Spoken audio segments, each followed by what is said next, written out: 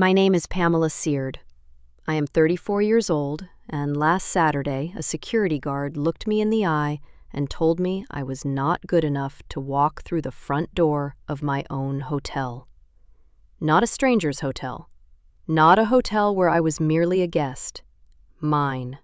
The Sterling Hotel. My sister Natalie had specifically requested that I be redirected away from the main entrance and sent around to the service entrance, the one used by delivery trucks, kitchen staff, and vendors carrying crates of produce through the back corridor. My mother stood only a few meters away and watched the entire thing happen. And she smiled. Not a nervous smile. Not an embarrassed smile. Not the kind of tight, uncomfortable expression a mother might make before rushing forward to fix a misunderstanding. It was a real smile. A satisfied smile. A smile that said this was exactly what she had expected and maybe even exactly what she had wanted. They had no idea that 6 months earlier I had quietly purchased the Sterling Hotel. They had no idea that the engagement party they had spent $85,000 planning was happening inside my building, on my property, under my staff's supervision. And they definitely had no idea what was about to happen when my general manager walked across the ballroom later that evening, stopped in front of me and said, "Good evening, ma'am. Is everything to your satisfaction?" To understand how we got there, I have to take you back to the beginning. Back to the moment I realized I was finally done being the invisible daughter. I found out about Natalie's engagement through Facebook, not through a phone call, not through a text, not through a private message from my sister saying, "Pam, I have news." Just a public post, the same way an old coworker or a distant neighbor might find out. There was a photo of her 14-carat engagement ring, perfectly posed against a glass of champagne, and the caption read, "She said yes, celebration details coming soon." 3 days later, my mother finally called. But even then, she did not call to invite me. She called to manage me. "Pamela," she said, and I could hear that familiar sharp edge in her voice, the one she seemed to reserve only for conversations with me. "I assume you saw the news?" "I did," I said. "The party is Saturday at the Sterling. Wear something appropriate and please don't do anything to embarrass your sister." That was it. No, "How are you?" No, "We would love for you to be there." No, "Your sister is getting married and it would mean something to have you with us." Just instructions, just warnings, just the same old message wrapped in a new occasion. Behave, stay small, do not make trouble, do not take attention away from Natalie. After she hung up, I sat there with the phone still in my hand, staring at the dark screen. I thought about Thanksgiving 2 years earlier. My mother had invited her book club friends over, and Natalie had been standing near the dining room in a designer dress, laughing softly, with a glass of wine in her hand. When my mother introduced me, she placed a hand lightly on my shoulder and said, "This is Pamela, my younger one. She's still figuring things out." I was 32 years old. I owned 2 hotels. But my mother introduced me like I was an aimless college dropout still living in her basement. The thing was, she did not know about the hotels. None of them did. Not because I had been hiding them in some dramatic, secretive way, but because no one in my family had ever cared enough to ask. At every family dinner, every holiday, every birthday call, every forced conversation, the subject always circled back to Natalie.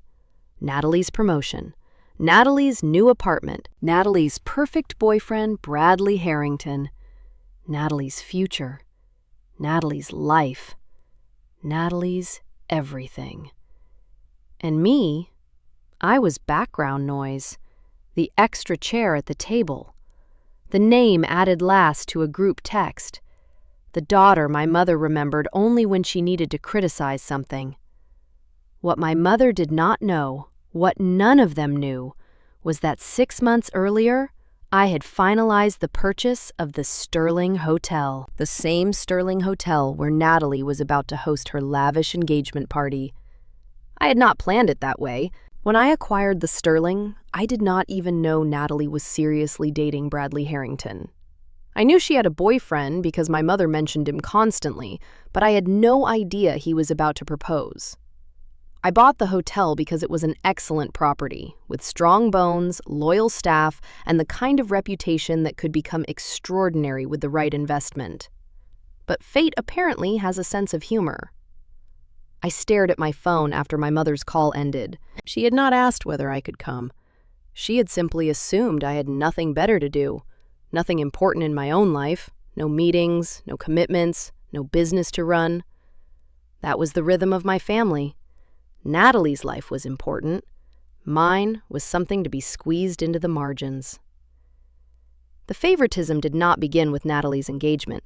It started the day I was born, 2 years too late to matter. At least, that was how it always felt. When Natalie turned 25, my mother gave her $40,000 for the down payment on her first apartment. "You're building a life," Mom said, beaming at her across the dinner table. "This is an investment in your future." When I turned 25, I asked my mother for a loan to buy a small bed and breakfast I had found upstate. It had 10 rooms. It needed work. The wallpaper was peeling in 2 hallways. The plumbing was old and the roof needed replacing within a year. But I saw potential. I saw location, charm, history, and room to grow. My mother laughed. Not softly, not kindly. She laughed like I had made a joke. "Pamela, that's not a business plan. That's a fantasy," she said. "Natalie knows how to build a life. You just drift." So I took out a bank loan instead, at 18% interest. It nearly broke me that first year. I worked at the front desk, cleaned rooms when the staff called out, handled bookings, painted walls, dealt with angry guests, balanced accounts at midnight, and slept in the smallest office with a blanket when I could not afford to hire night coverage. But I made it work.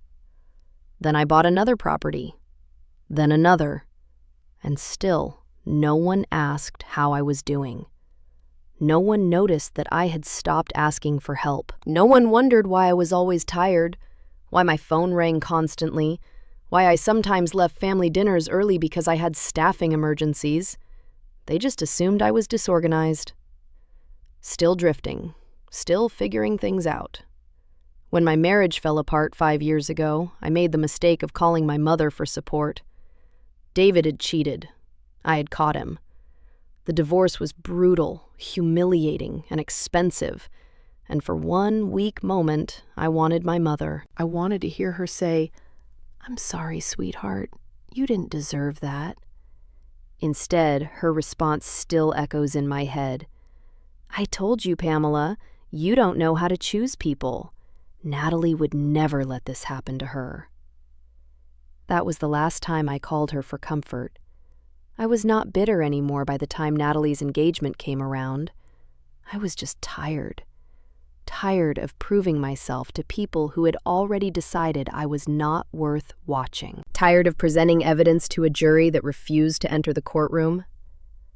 The evening after my mother's call, my phone buzzed with an email from Marcus, the general manager at the Sterling. Marcus had run the Sterling for 8 years before I bought it. He was professional, discreet, and almost painfully observant.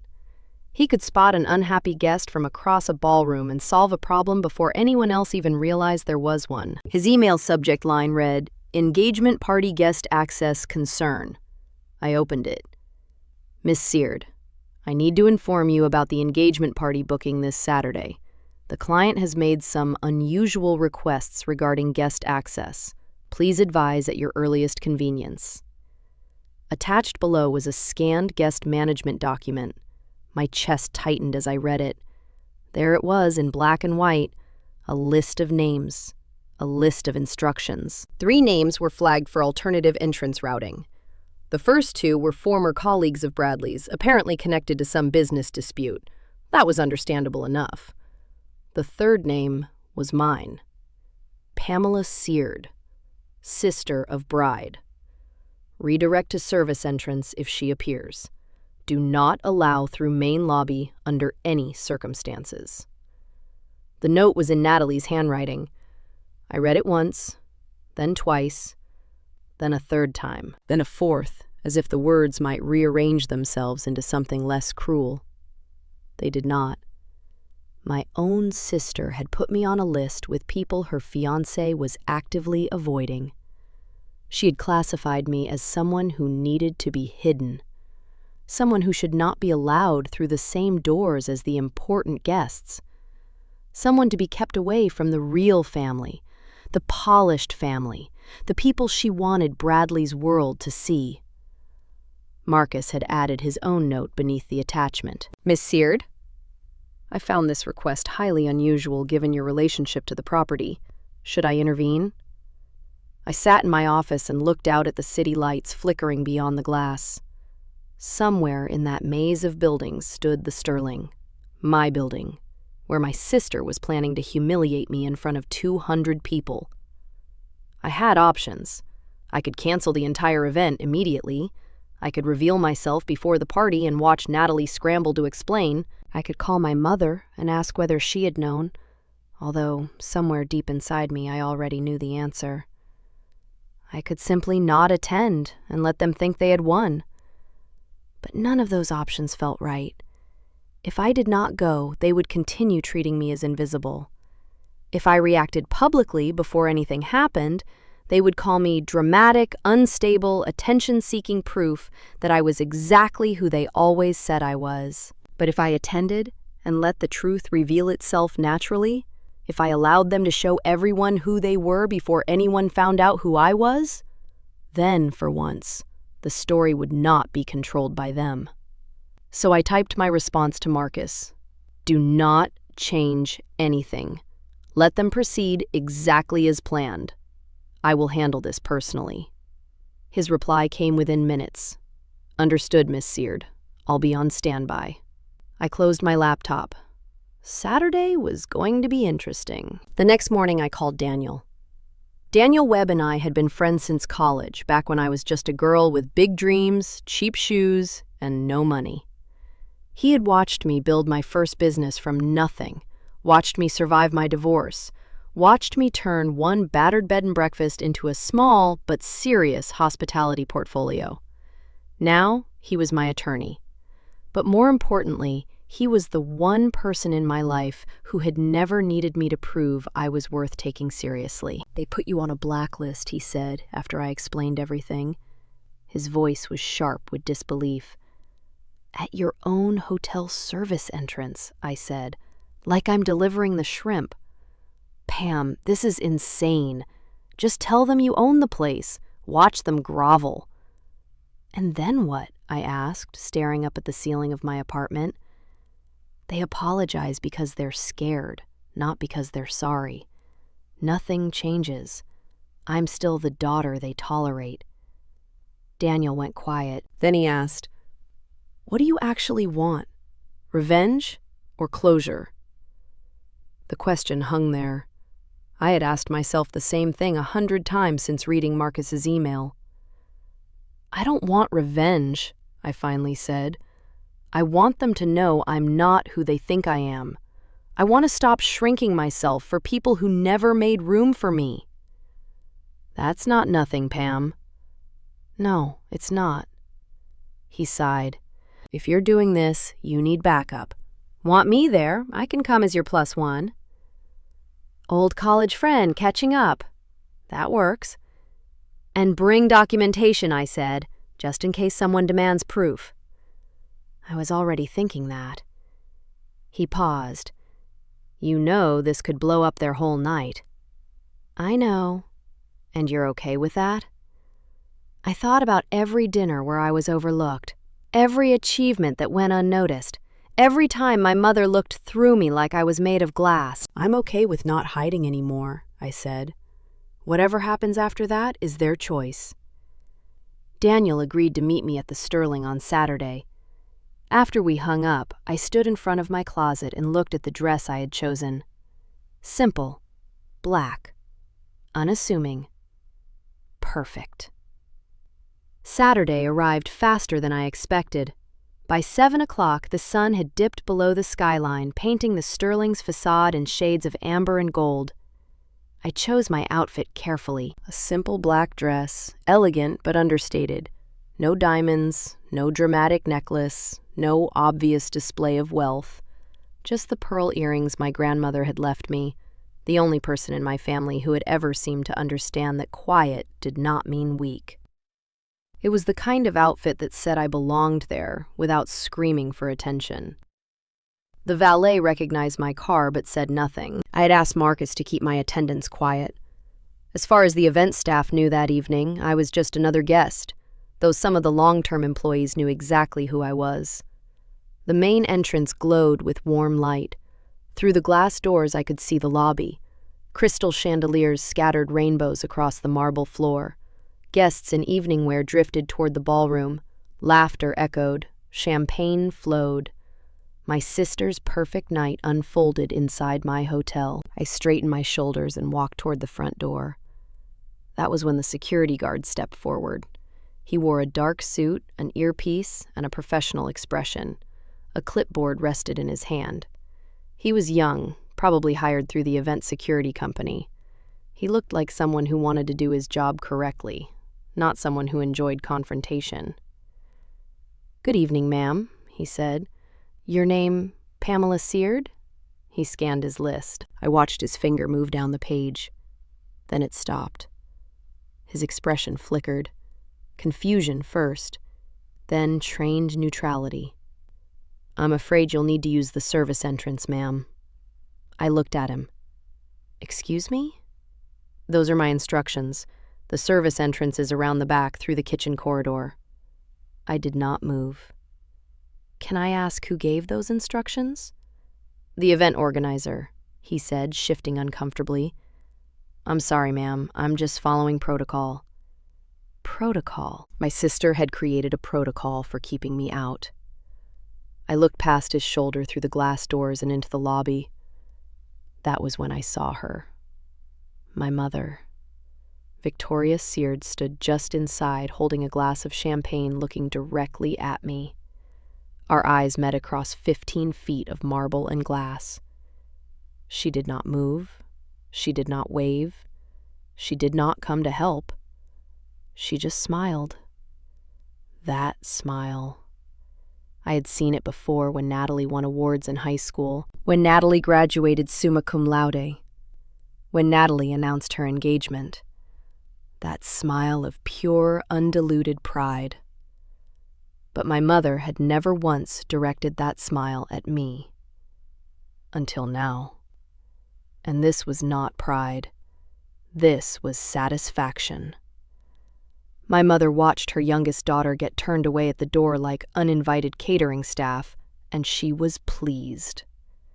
This was not an oversight. This was not a miscommunication. This was deliberate, coordinated. She wanted this to happen. A few yards behind her, I could see Natalie near the ballroom entrance, radiant in cream-colored silk, accepting air kisses from guests. Bradley stood beside her, smiling politely, his hand resting on the small of her back. Natalie glanced toward the lobby, toward me. I caught the smallest flicker of acknowledgement in her eyes, a quick look, a flash of recognition. Then she turned back to her admirers and laughed at something someone said. The security guard cleared his throat. "Ma'am, the service entrance. Near the concierge desk, a bellhop had noticed the exchange. Thomas. He had been with the hotel for 3 years, and I recognized him immediately. His eyes widened when he saw me. He started to step forward, probably to intervene, but the security guard caught his attention and gave the smallest shake of his head. Thomas stopped. He looked at me with something like apology. Then he looked away. I stood there for 5 full seconds. They felt like hours. My mother finally broke eye contact and turned to greet an arriving couple with warmth and laughter, as if nothing had happened, as if I had not just been publicly humiliated while she watched. The security guard waited, increasingly uncomfortable. I could have said something. I could have demanded to speak to the manager. I could have revealed everything right there. But not yet. "Fine," I said quietly. "I'll use the service entrance." Then I turned and walked toward the side of the building, my heels clicking against the pavement. Let them think they had won. The service entrance smelled like industrial cleaner and fresh bread. Fluorescent lights buzzed overhead, a harsh contrast to the crystal-draped elegance only 50 feet away. I pushed through the heavy metal door and entered the kitchen corridor. Stainless steel counters stretched in every direction. Steam rose from simmering pots. Servers moved with practiced urgency. The controlled chaos of a 5-star kitchen in full service filled the air. Then the room began to fall silent. One by one, staff members noticed me. A prep cook paused mid-chop. A server carrying a tray of champagne flutes froze. Chef Rivera, who had been barking orders at his team a moment earlier, went absolutely still. "Miss Seard," he said, his voice barely above a whisper. "We weren't expecting you to." "It's fine, Chef," I said. "Please continue." No one moved. I realized they had all seen the guest list. They knew my name was on it. They knew exactly why I had come through this door instead of the main entrance. "Really," I said, keeping my voice calm. "Tonight I'm just a guest. Carry on." Chef Rivera nodded slowly. "The salmon is exceptional tonight, Miss Seard. Rivera's special preparation. I'm sure it will be perfect." The kitchen gradually resumed its rhythm as I walked through, though I could feel every eye following me. A dishwasher nearly dropped an entire rack of glasses. A pastry chef whispered something to her colleague. I reached the service door that led to the ballroom's back corridor. Through the small window, I could see the party in full swing. Crystal chandeliers, elegant guests, my sister at the center of it all, Bradley's arm around her waist, 200 people celebrating Natalie's perfect life. I allowed myself a small smile. Not bitter, not angry. Patient. I straightened my dress, took a breath, and pushed through the door. Time to join the party. The ballroom was breathtaking. Even knowing every inch of the sterling, even having approved the renovation budget myself, seeing the room transformed took my breath away. Gold-draped tables surrounded a central dance floor. A string quartet played Vivaldi in the corner. Behind the main table, an elegant backdrop read N and B Forever in looping script. $85,000. That was what the night cost. I knew because the invoice had crossed my desk. My phone vibrated. It was Daniel. "In position, bar northeast corner. Got what you asked for." I typed back, "Hold for now. Want to see how far they'll go." His answer came quickly. "Copy. But Pam, don't wait too long. You deserve to be seen." I slipped my phone back into my clutch and scanned the room. My mother was holding court near the gift table, accepting compliments on behalf of her beautiful daughter. Natalie floated between guest clusters, Bradley dutifully at her side. Nobody had noticed me yet. I had entered through a side door, blending briefly with returning staff before slipping along the wall in my simple black dress. Without the Seared name preceding me, without someone announcing me, without my mother claiming me, I was invisible, exactly as they wanted. I spotted Marcus across the room. Our eyes met briefly. He started to move toward me by instinct, probably to ask whether I needed anything. I gave the slightest shake of my head. He stopped, nodded once, and retreated to his position near the service corridor. A few feet away, my mother was telling someone about Natalie's accomplishments. "Top of her class at Columbia," she said, her voice bright with pride. "And Bradley's family is so impressed. The Harringtons don't accept just anyone, you know." She gestured expansively, her champagne sloshing slightly. "We're so blessed. Natalie has always known exactly what she wants." I took a glass from a passing server and found a spot in the shadows. The night was still young. Marcus was struggling. I could see it from across the room. The way he kept glancing in my direction, then at Natalie, then back at me. Discretion was his specialty, but this was testing him. He approached Natalie's group once, offering to check on catering arrangements. My sister waved him off without even looking at him, too engaged in conversation with one of Bradley's aunts to acknowledge the staff member running the entire evening. When Marcus finally found an excuse to pass near my corner, He leaned in slightly without breaking stride. "Miss Seard, this situation is highly irregular," he said. "Say the word and I can—" "Not yet." "But ma'am, they—" "I know what they did, Marcus. I also know what I'm doing." He paused, professionalism warring with loyalty. "The kitchen staff are concerned. Word travels. Tell them I appreciate their discretion." I caught his eye. "And Marcus, when I need you, I'll let you know. Until then, treat me like any other guest." "That is precisely what I cannot do, ma'am." "Then treat me like a guest who happens to own the building." A flicker of something crossed his face. Respect, maybe. He nodded once, then continued his rounds. From across the ballroom, my mother noticed Marcus speaking to someone in the shadows. Her eyes narrowed as she tried to identify the figure. I stepped slightly behind a floral arrangement. After a moment, she shrugged and returned to her conversation. Just another anonymous guest. Nobody worth her attention. I checked my watch. The toasts would begin soon. Natalie would take the stage, bask in the spotlight, and probably make some speech about family and love and gratitude. I wondered if she would mention me. I already knew the answer. The clink of glass against crystal silenced the room. "Everyone, if I could have your attention," Bradley said, his voice carrying across the ballroom. "My beautiful fiancé would like to say a few words." Applause rippled through the crowd. Natalie glided to the small stage, every inch the blushing bride-to-be. Her dress caught the chandelier light. Her smile was practiced perfection. "Thank you all so much for being here tonight," she began, warm and confident. "This means the world to Bradley and me." She launched into acknowledgments. The Harrington family, Bradley's business partners, her sorority sisters who had flown in from across the country, and of course, my incredible mother. Natalie gestured toward Victoria, who raised her glass with theatrical humility. "Mom, you've been my rock, my inspiration. Everything I am is because of you." More applause. Victoria dabbed at eyes that were not actually wet. I stood frozen in my corner, waiting. Natalie continued. "I also want to thank everyone who made an effort to be here tonight. Family is about showing up, and I'm so grateful for those who truly care." Her gaze swept the room, somehow managing to look at everyone without really seeing anyone. Then her eyes found mine for just a moment.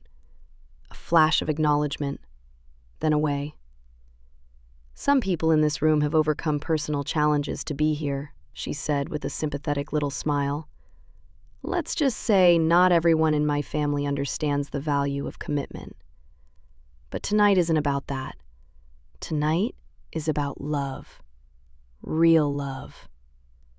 A few people gave uncomfortable little laughs. A few guests exchanged glances. At the head table, Eleanor Harrington Bradley's mother frowned slightly. I felt the words land like stones. My divorce. She was talking about my divorce in front of 200 people, including the family her fiancé came from.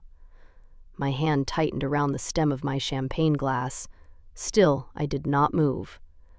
Natalie finished her speech to enthusiastic applause. Before the sound died down, my mother was already rising from her seat. "If I may add a few words," she said. She did not wait for permission. Victoria Seard never did. When Natalie was born, my mother began, her voice carrying effortlessly. I knew she was special. Some children you just know. You can see their path stretching out before them, golden and bright. She paused for effect. Several guests nodded along, charmed by the performance. Raising a daughter like Natalie has been my greatest joy. Watching her graduate top of her class, watching her build her career, and now watching her join one of the most respected families in this city. My mother lifted her glass toward the Harringtons. "To your wonderful son and to the extraordinary woman he's chosen." "Hear, hear," someone called. As my mother sat down, a woman at a nearby table leaned toward her companion and whispered, "I thought there were 2 daughters." The question carried farther than she intended. A brief hush followed. My mother heard it. I saw her spine stiffen before she turned with a practiced smile. "Natalie is my pride," she said smoothly. "Pamela is still finding herself." The dismissal hung in the air. A few guests shifted uncomfortably. Someone coughed. Near the bar, I saw Daniel's jaw tighten. He caught my eye across the room, questioning. I gave a slight shake of my head. Not yet. But someone else had noticed. Eleanor Harrington was watching my mother with an expression I could not quite read. Then Eleanor's gaze traveled across the room, searching. It landed on me. For a long moment we looked at each other. Her eyes were sharp, assessing. She did not look away. Neither did I. Natalie found me 20 minutes later. I had been nursing the same glass of champagne, watching the party from my corner. Apparently, I was not invisible enough. "Oh," she said, stopping in front of me. Surprise flickered across her face before she composed herself. "You actually came. Congratulations on your engagement, Natalie." "Thank you." Her smile was thin. "I thought maybe you'd be too overwhelmed. These events can be a lot for some people." "I'm managing." Behind her, 3 of her friends formed a loose semicircle. Support troops. Witnesses. Natalie tilted her head. "You know, Bradley's family is very traditional. They value success, achievement, presentation. I hope you understand why we had to be selective about the entrance arrangements." "I understand perfectly." "Good." She sipped her champagne, watching me over the rim. "Because tonight is about me, Pamela. My engagement. My celebration. Try not to make it about your situation." "I wouldn't dream of it." "Wonderful." Another thin smile. "And maybe next time consider wearing something a bit more festive. Black is so dreary for a celebration." One of her friends giggled. Natalie turned to rejoin her circle, dismissing me as easily as she would dismiss a server. Then she paused and looked back. "By the way, how did you get in?" "I specifically told security." She stopped herself. "But not fast enough." "You specifically told them what, Natalie?" Her cheeks flushed. "Nothing. Forget it. I used the service entrance as requested." For just a moment, something flickered in her eyes. Not guilt. Natalie did not do guilt. But something close to surprise. Maybe she had not expected me to actually comply. Beyond Natalie's shoulder, I noticed Bradley standing nearby. He had heard everything. His expression was troubled. Natalie did not see it, but I did. My mother appeared as if summoned. "Pamela." Her voice was low and sharp, a warning in a single word. She guided me toward an alcove near the service corridor, away from the main crowd but still visible. Still public enough that I could not make a scene without witnesses. "What are you doing here?" she asked. "Attending my sister's engagement party." "Don't be smart with me." She glanced around, making sure no one important was watching. "You know exactly what I mean. After everything, you just show up?" "Was I not invited?" Her jaw tightened. "This is Natalie's night. Don't ruin it." "I haven't done anything, Mom." "Good. Keep it that way." She looked at my dress with undisguised disappointment. "Couldn't you at least wear something nicer? Something that shows you made an effort? The Harringtons are watching. I won't have you embarrass us." I felt something shift inside me. A lock turning. A door closing. "Us," I repeated quietly. "Who is us exactly?" "Don't start, Pamela. Not tonight." Before I could respond, Marcus appeared at the edge of my vision. His expression was carefully neutral, but I could see the tension in his shoulders. "I apologize for the interruption," he said, formal and professional. "We have a situation with the catering that requires immediate attention." My mother barely glanced at him. "Handle it yourself. We're in the middle of something." "I'm afraid I need authorization from—" Marcus paused, choosing his words carefully. "From management." Then find the management, Victoria snapped. Can't you see I'm speaking with my daughter? Marcus did not move. His eyes found mine. Miss Seard, he said slowly, may I have a word? My mother froze. Her gaze moved from Marcus to me and back again. Miss Seard? She repeated. The world seemed to hold its breath. Marcus did not flinch. Miss Seard, we have the situation with the seafood shipment, he said, his tone perfectly professional, as though this were any normal consultation. The Atlantic salmon arrived with quality concerns. As the owner, I need your approval to substitute with the king salmon from our reserve. The word dropped like a stone into still water. Owner. My mother's face went slack. Her champagne glass tilted dangerously in her hand. I'm sorry, Natalie said sharply, appearing from nowhere. What did you just call her? Marcus turned with the calm of a man who had served diplomats, billionaires, and furious brides for years. I addressed Miss Pamela Seard, the owner of the Sterling Hotel. Is there a problem? Silence. Complete, absolute silence. Around us, conversation stopped. Nearby guests turned to stare. The string quartet played on, oblivious, their Vivaldi suddenly grotesque against the frozen tableau. I kept my voice level. The king salmon will work, Marcus. Tell Chef Rivera to adjust the sauce to complement it. Perhaps the citrus reduction instead of the dill. Excellent choice, ma'am. Marcus inclined his head. A small bow, nearly imperceptible. I'll inform the kitchen immediately. He retreated. The click of his shoes against the floor echoed in the silence. I turned back to my mother and sister. Victoria's mouth opened, closed, opened again. No sound came out. Natalie had gone pale beneath her carefully applied blush. Her hand gripped Bradley's arm so tightly that her knuckles were white. The owner, Bradley said, barely above a whisper, Natalie, did you know? No, Natalie said, her voice cracking. No, that's not. She doesn't. Somewhere behind me, a champagne glass shattered on the floor. Someone gasped, and for the first time in 34 years, my family was looking directly at me. This is a joke, Natalie said too loudly, panic sharpening every word. Some kind of sick joke. She doesn't own anything. Whispers rippled through the crowd like wind through grass. Guests leaned toward each other. Eyebrows rose. Phones quietly emerged from pockets and purses. I've owned the Sterling for 6 months, Natalie, I said calmly. You can verify it with the county property records if you'd like. They're public. 6 months, my mother whispered, finally finding her voice. That's impossible. We would have known. Someone would have told us. Who would have told you, Mom? I asked. You never asked what I do. You never asked about my life at all. Victoria's face shifted through shock, confusion, and something that might have been shame before it hardened into defensiveness.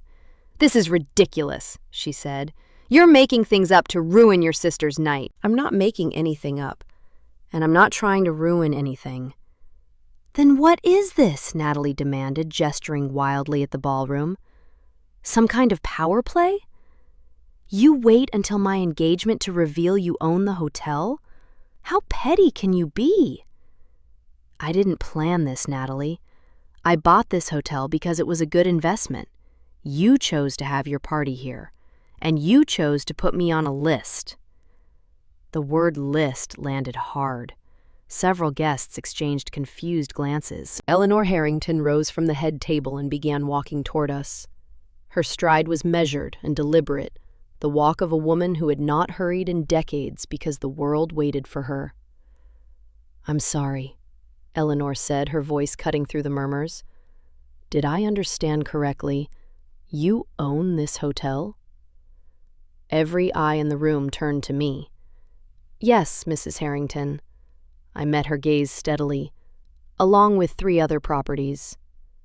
The silence that followed was deafening. Eleanor Harrington had the kind of face that revealed nothing unless she wanted it to. Right now, she wanted it to reveal disappointment. "Victoria," she said, her voice silk over steel, "you told me your family was modest. You said Pamela was struggling. Finding herself, I believe were your exact words." My mother's composure crumbled. I didn't know." "You didn't know your own daughter owned one of the most prestigious boutique hotels in the city?" Eleanor's eyebrow arched a millimeter, along with 3 others apparently. "She never told us," my mother said. "I find that difficult to believe." Eleanor turned to study me with new eyes. "The Sterling has been featured in Architectural Digest twice. The acquisition was covered in the business section of the Tribune." Murmurs swept through the crowd. Several guests were now openly on their phones, presumably searching for verification. Natalie stepped forward, desperate. "This doesn't change anything. She probably inherited the money or married into it. I didn't inherit anything," I said evenly, "and my ex-husband is a middle school teacher. I built this business myself, starting with a 10-room bed and breakfast 8 years ago." "Impressive," Eleanor said. Her tone suggested it was not a casual compliment. She turned to Bradley. "You told me you'd done due diligence on the family." Bradley's face had gone ashen. Natalie said she told me her sister was what I asked quietly. He could not meet my eyes. Eleanor turned back to Victoria. "Let me understand this correctly. Your daughter, this daughter, is a successful business owner, and you had her directed to the service entrance of her own property?" Victoria opened her mouth, closed it. "Perhaps," Eleanor said, her voice carrying effortlessly. "We need to have a conversation about due diligence." She was no longer talking to Victoria. She was talking to Bradley. "Prove it," Natalie said suddenly. Her voice was ragged now, stripped of its earlier polish. "Anyone can claim to own something. Show us proof." "I don't need to prove anything to you, Natalie." "Of course you don't. Because you can't. Because this is all—" "Actually," Eleanor Harrington said, cutting through Natalie's panic like a scalpel, "I would appreciate verification. This is quite a significant revelation given the circumstances." She let the implication hang. That was when Daniel appeared beside me. I had not seen him approach. "I happened to bring the relevant documentation," he said, crisp and professional. "Daniel Webb, Miss Seard's attorney."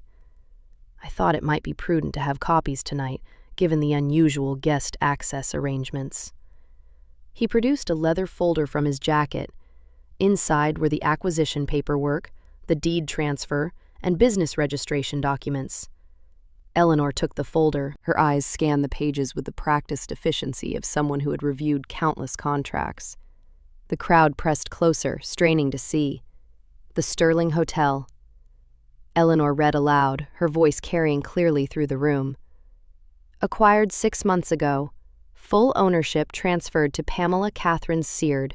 No outstanding debt, no partners. Sole proprietor."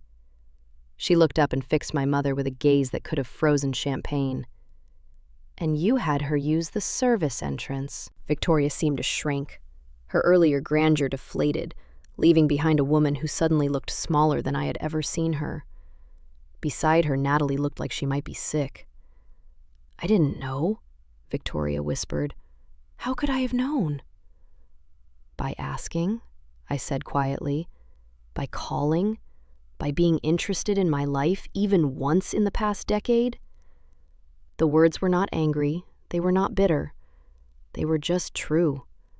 And somehow that made them worse. Eleanor returned the folder to Daniel. Her decision appeared to be made. She turned to Bradley without another word. "We need to talk. Now." Eleanor led Bradley to a quiet corner of the ballroom, their heads bent together in urgent conversation. Around us, the party had fractured. Some guests pretended to resume normal conversations while stealing glances our way. Others made no pretense at all and watched openly like spectators at a tennis match. My mother grabbed my arm. "Pamela, please." Her voice had lost all its earlier authority. "You're embarrassing us. Stop this." I gently removed her hand from my arm. No, Mom. You embarrassed yourselves. I just showed up.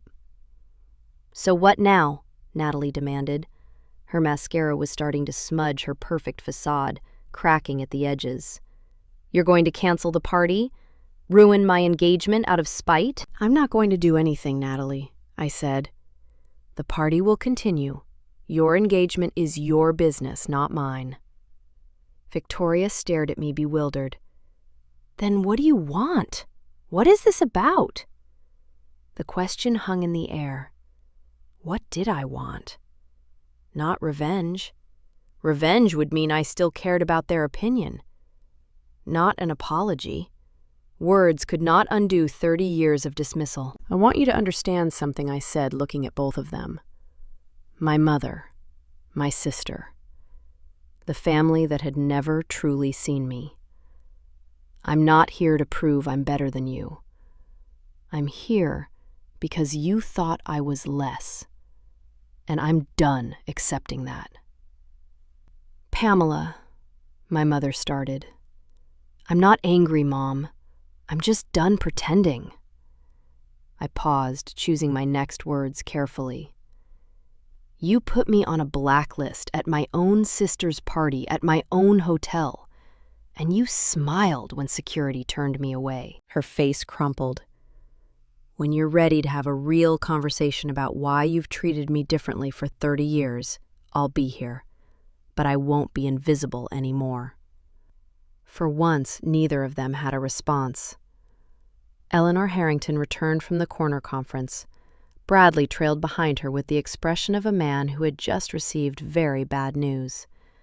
Natalie, he said, strained, we need to talk later, in private. Bradley, whatever she told you, later. The single word silenced her. Eleanor approached my mother with the gracious smile of someone delivering a death blow. Mrs. Seard, this has been a most illuminating evening. Victoria attempted to rally. Mrs. Harrington, I assure you this changes nothing about Natalie and Bradley's relationship. I'm afraid that is not your decision to make. Eleanor's smile never wavered. It seems we were given an incomplete picture of your family. I hope you understand that we'll need to have some longer conversations with Bradley about his choices. What does that mean? My mother asked. It means exactly what I said. Eleanor's gaze was pleasant and utterly merciless. We Harringtons are thorough people. We do not make major decisions based on partial information. Victoria's face drained of color. Then Eleanor turned to me. Her expression shifted subtly but distinctly. The dismissal was gone. In its place was something like recognition. Miss Seard, I apologize for any misunderstanding tonight. She removed a card from her clutch and handed it to me. If you are ever interested in discussing business or simply having lunch, I would welcome the opportunity. I took the card. Thank you, Mrs. Harrington. Please, call me Eleanor. She leaned closer, lowering her voice. I always prefer to know who the interesting people in a room are. It seems I was looking in the wrong direction.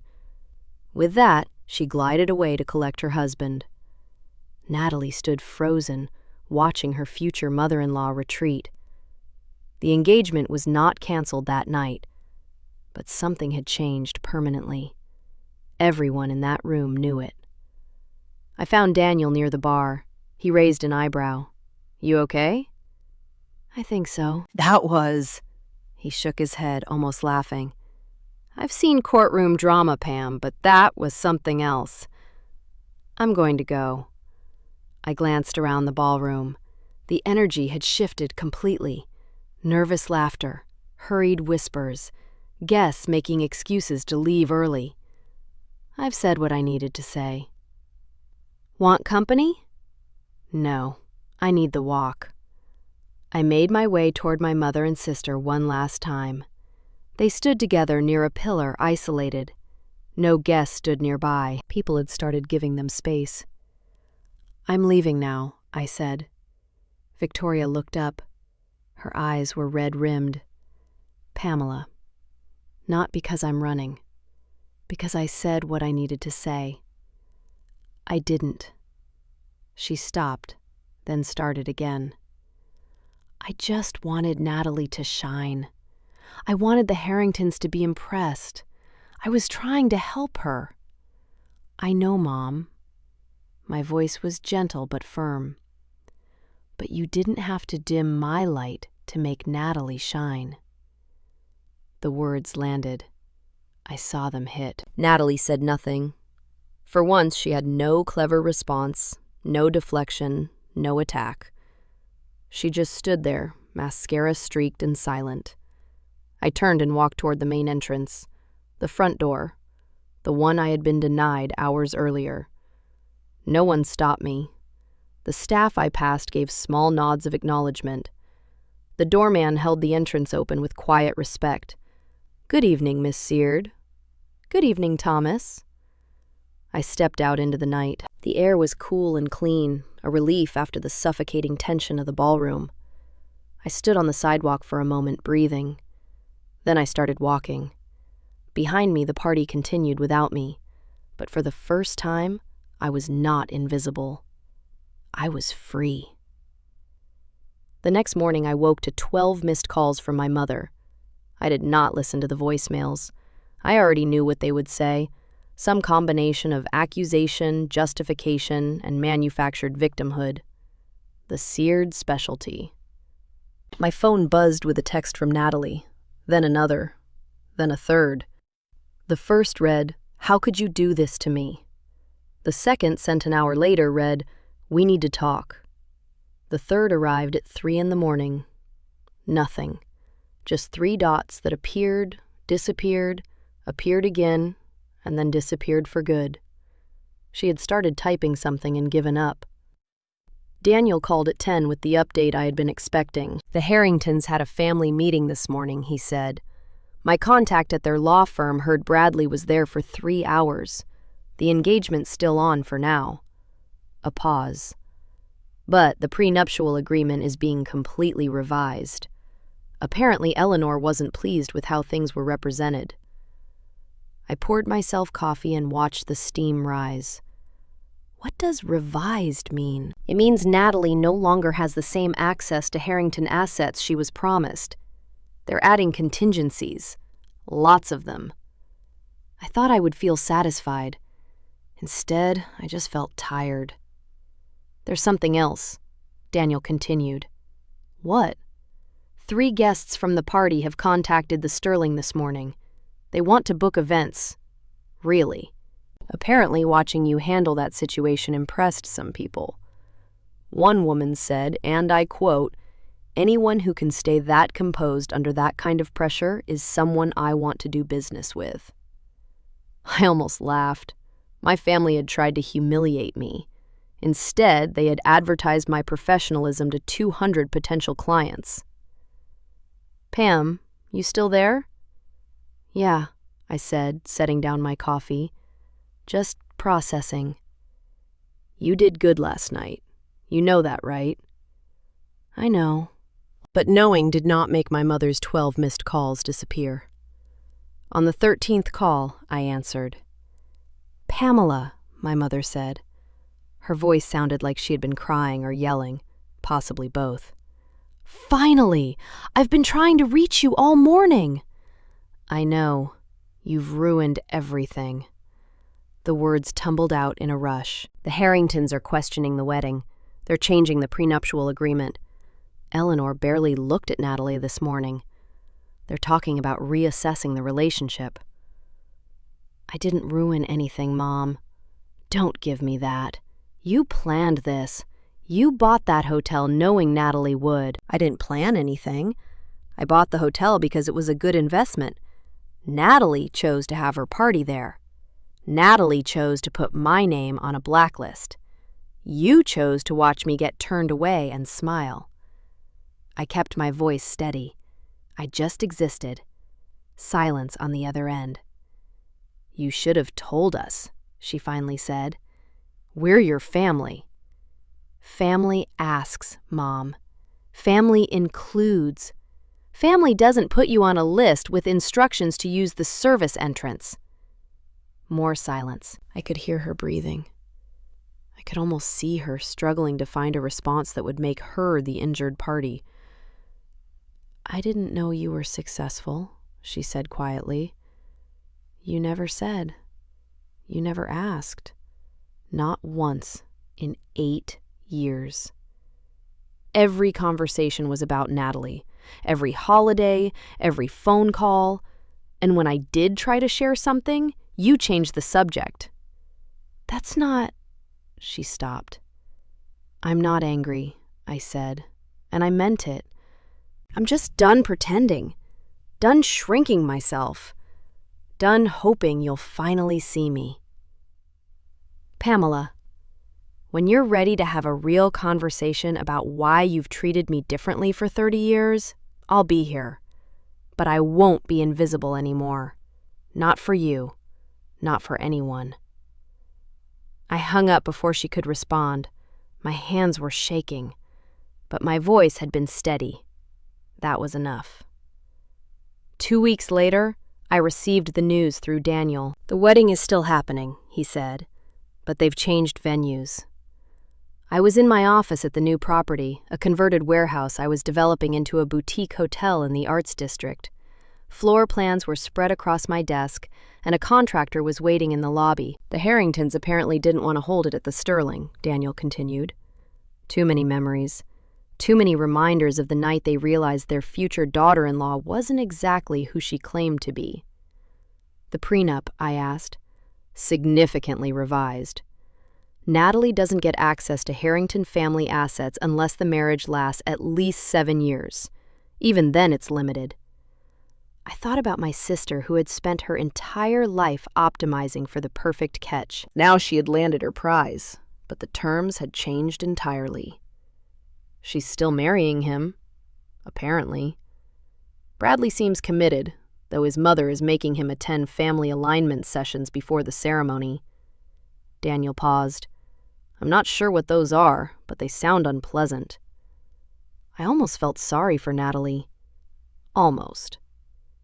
"What about my mother?" I asked. "No word, but a letter came to the hotel this morning addressed to you. I had Marcus forward it." The envelope arrived an hour later.